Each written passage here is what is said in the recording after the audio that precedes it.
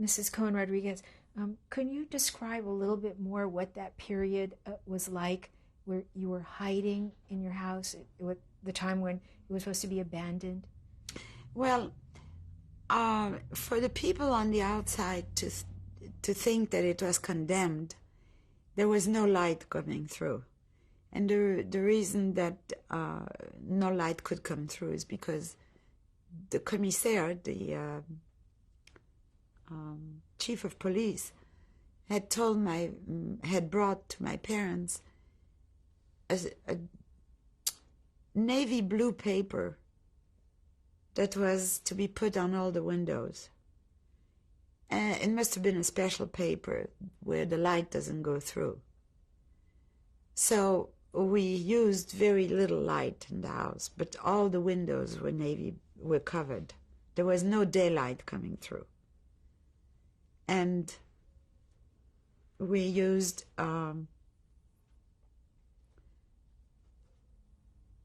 low bulbs in the house, and just for the necessity, of it. If we would go from one room to another, we would use the light very sparingly, so that not to take a chance, and maybe a little light would come through, because they would patrol. The Germans would patrol the houses with big lamps, that they could see through everything. And you said that, when you were taken, your maid was in the house with your parents? Yes, she never left us. And what was her name? Caroline. And her last name? I don't know. I think it was Deforge, I think. I don't remember. But her name was Caroline. She was a woman that had no family, so we were her family. She was an orphan. And did she stay the entire time? She stayed all the time. She didn't even go out to cook, to buy food or anything, because she was afraid that they would trace her back to our house. So how was food brought? By this chief of police. He had someone bring the food, someone from his family. And my father used to give him big amounts of money. I remember that. I used to be surprised of how he peeled out all these big, large bills all the time, my father. It was black market food, But money was not important. If you had enough of it, it wasn't important, because it saved your life. You could buy almost anything. The silence of people, too. And all your things, your family things, were still in the house? Everything. Everything was in the house. But we didn't have the same life at all. We never ate in the dining room anymore. We ate in the kitchen. I didn't like that. I always liked to eat in the dining room. And so we were sitting, the four of us, Caroline, my father, my mother, and I, and eating. It was very sad. We never laughed anymore. We never had a joke. It was very sad. Did you keep the holidays still and Shabbat? I don't think so. I don't remember. I don't think so. We couldn't. There was no one there. I think, I remember my mother lighting the Shabbat candles. That, yes. And we didn't eat meat. We only ate fish. Because my mother wouldn't eat meat that wasn't kosher. So during the whole war, we only ate. I mean, they did. Then when I was in hiding, I ate whatever they gave me.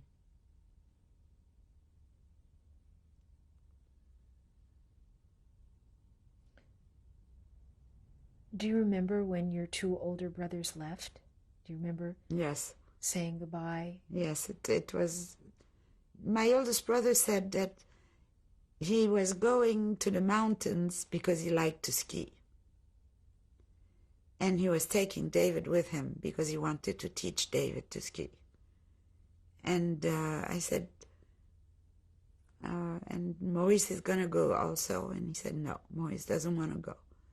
So I said that was good that he could stay with me. And remember that.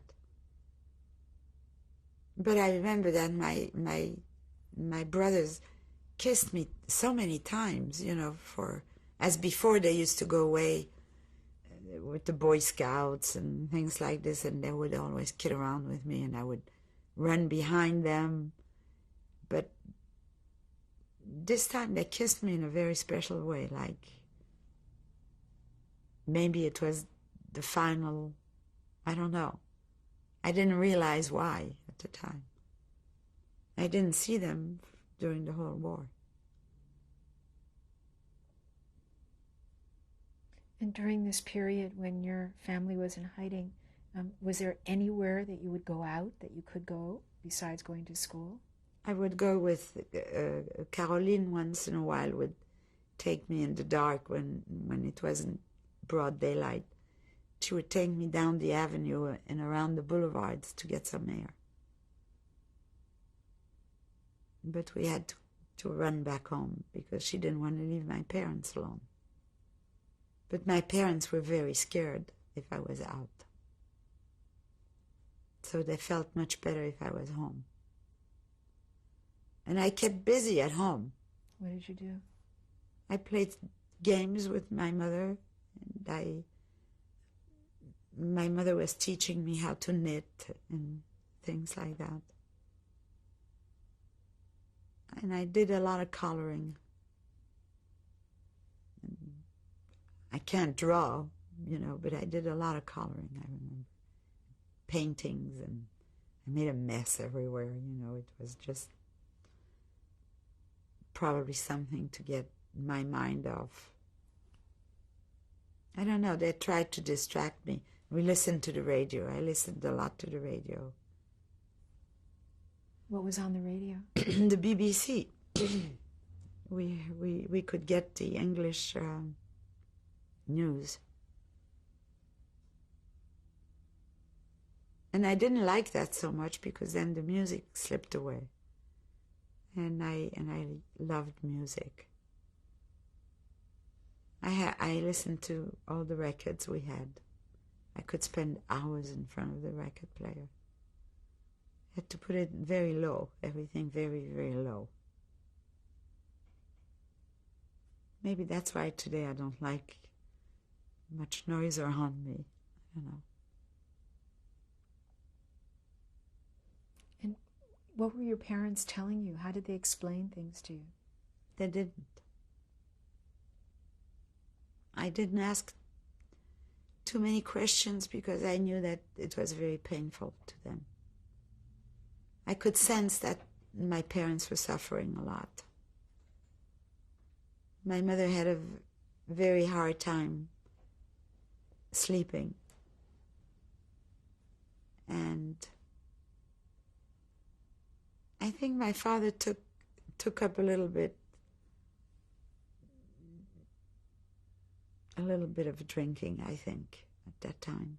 I mean, not to be drunk, but I think that in the evening when he went to bed, I think he took a shot of schnapps or something. But my mother had a very hard time sleeping. She would walk the floor at night. Her children were gone from the house. Her whole life was her children. She was a special woman. She was an angel. She was not a mother. So it was very hard for her.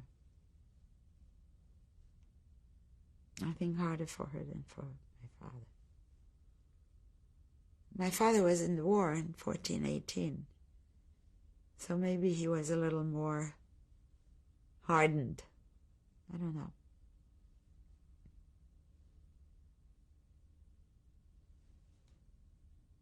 I don't know. And after Maurice was taken,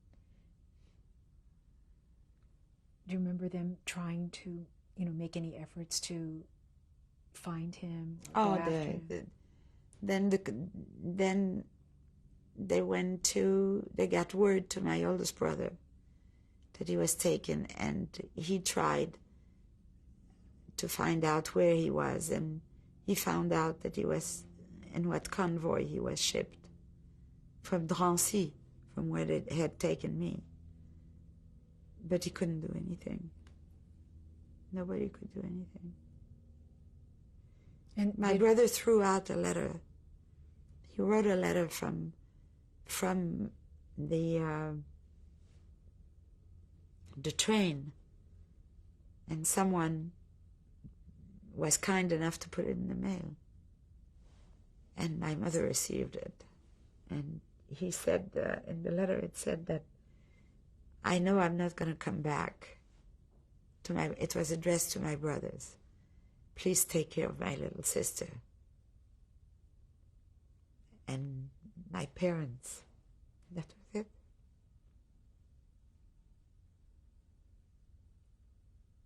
I'm sorry.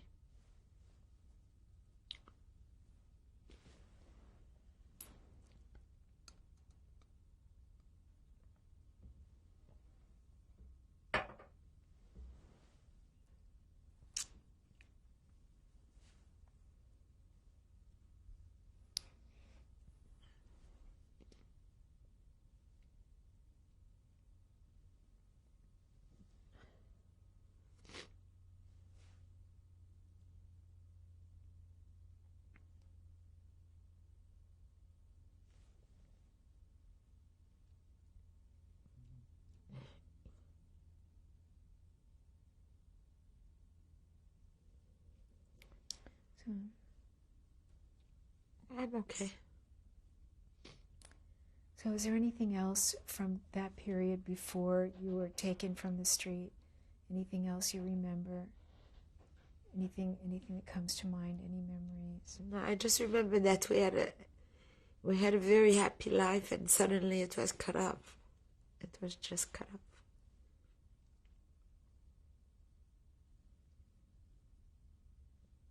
And like I told you before, they won the war.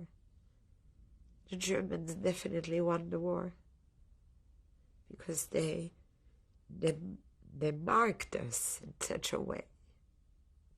There isn't a day that goes by that I don't think about my brother. For the mere fact that he was so young, he didn't live, because at 18 in those years wasn't like 18 today. Children didn't go away from their homes. They were just glued to the parents and to the home life. And he was just taken away one day, and his life was cut off for no reason other than being Jewish. He was a pure child. He was innocent, totally innocent. He was just a good soul and a devoted child to his parents, to his family, to his country. He loved friends. He was an A student, I remember. He had many friends everywhere. When he passed away, when we found out that he passed away, the people in the neighborhood after the war were just devastated because he was such a kind human being. There was no reason for that. And I'm not just saying this for my brother, but for all of it. There was no reason. And the way the war marked all of us is something horrible. All of us are marked. And I wasn't in a concentration camp. So the people that were in a concentration camp, like my husband, who still wakes up at night. And if you really think about it, you can't go out of your mind. That it is possible that, imagine we are sitting here in my house, that someone should come in now and take us away from each other, and we are just people that met. How painful it would be. So imagine being taken away from your own families for no reason.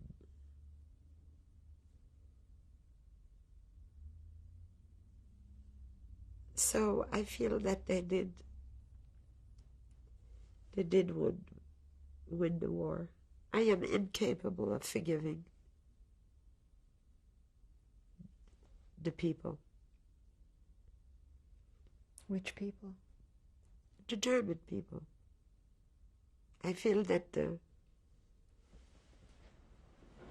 people such as the Germans, who were so educated, who had such principles. In Europe, among the Jewish people at the time, I remember they were saying that families of wealth would send their daughters to Germany to be living like au pair in a German family, so that they can learn the proper way of setting a table, or keeping a house, or behavior, like a finishing period of time. I can't believe it, that people who were so highly educated and so prim and proper could be convinced by one crazy human being,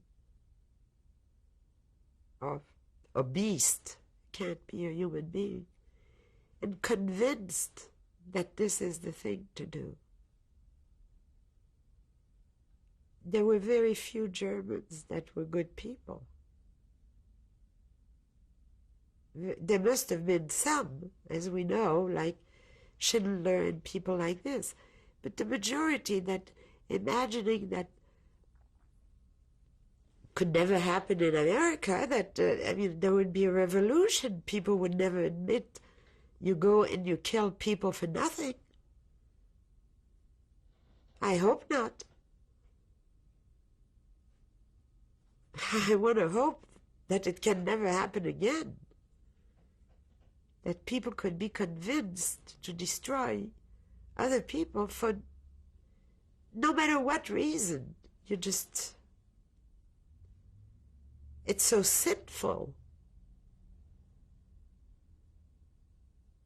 So I am incapable of buying anything German. Not even a German chocolate cake. When I see the name German chocolate cake, I don't even buy it. It has nothing to do with Germany, but I can't. I read the labels of everything. If a cake is made in Germany, I don't buy it. If a can of worth of 50 cents is made in Germany, I wouldn't buy it. I just can't. I can't cross the country. I will never breathe their air. I feel that the whole country is contaminated even today.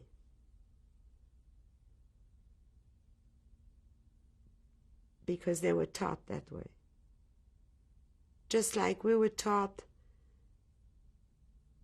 as Jews to do mitzvot, they were taught the opposite. They had to be. Because you learn, you live by what you experience, or by what you're teaching your children. And we were taught at home to do only good. That's what we were taught. That's what Judaism is all about. And that's what I'm trying to understand. And I'm 63 years old and I can't understand it. I just don't comprehend it.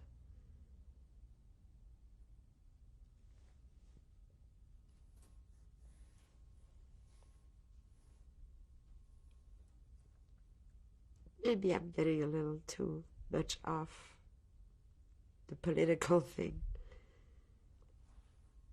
But I feel pretty strongly about it.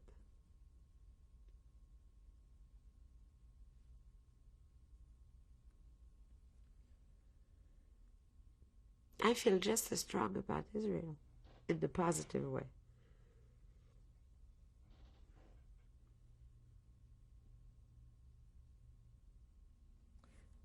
Let's go back then, to when you were picked up. Yes. What do you remember about that ride in the car with those Germans? It was cold. And it smelled from cigarettes because everybody was smoking. And then I remember getting to the camp. And I was screaming all the time. And then I lost my voice. I was screaming because I was scared. I was scared. I was all alone in the middle of a mass of children and people. But I was all alone. And I was very frightened.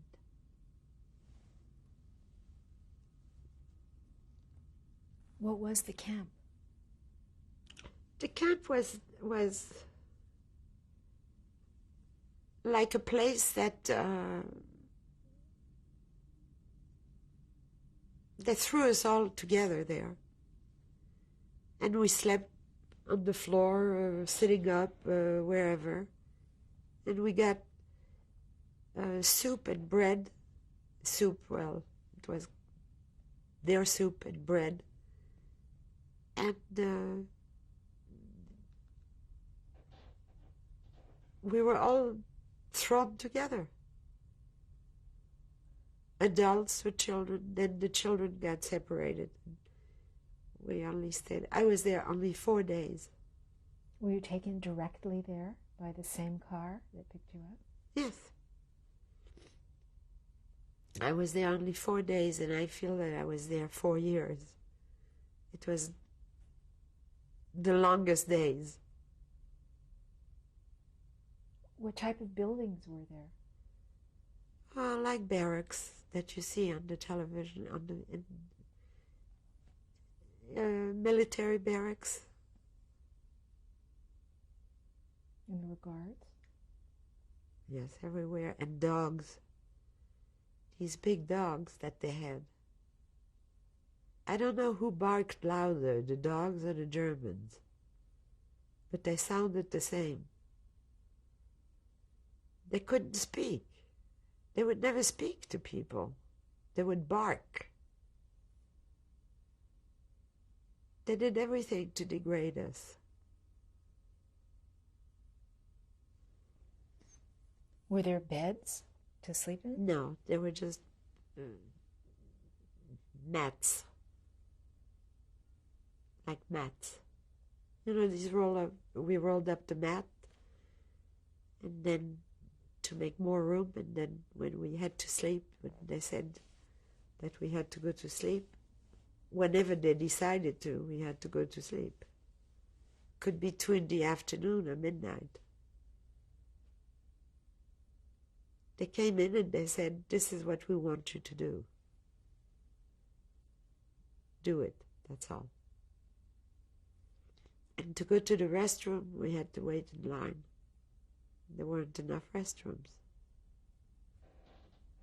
There were no accommodations to shower, for sure.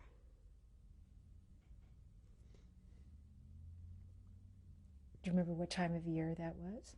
It was smelly. It was smelly, very bad. No, I don't. but it smelled very bad. Body odors and it was very bad. Was there anyone there who comforted you or took you under No, the children their wing? were screaming. We were all children when they separated us. Everybody was screaming, one louder than the other.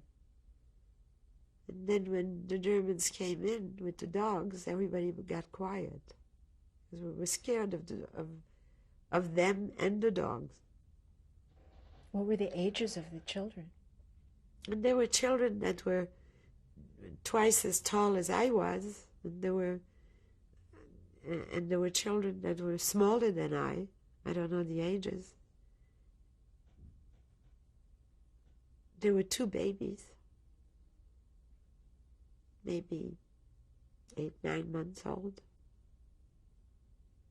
that a little girl was taking care of. One little girl was taking care of one, and another girl that looked a little older was taking care of the other one.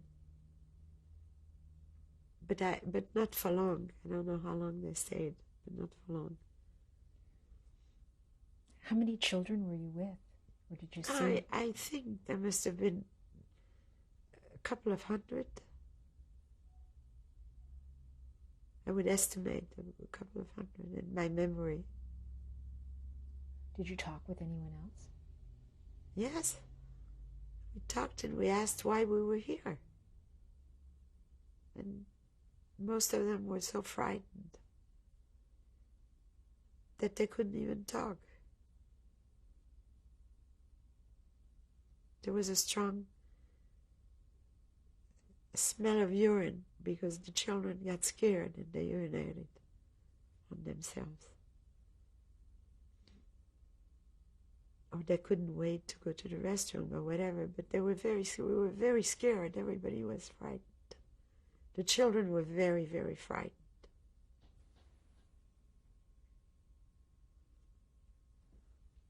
What did you do during the day? I don't know. I don't remember. I don't remember. Certain things just blacked out, you know. But do you remember anything else from those days? From the camp, I remember when I saw my brother walking in. That I remember. Could you describe that? Well, my brother walked in, Abel, the oldest one, and he was wearing a German uniform. And he spoke very well German because he spoke Hochdeutsch. And he just looked at me. And he was with another German. I don't know if he was German also or if he was French or whatever. And he spoke to 2 other people in civil clothes and said that he wanted this child and that child. And he just looked at me, and I didn't say anything. I understood that I was supposed to be quiet. And I went with him. We're going to stop to change the tape.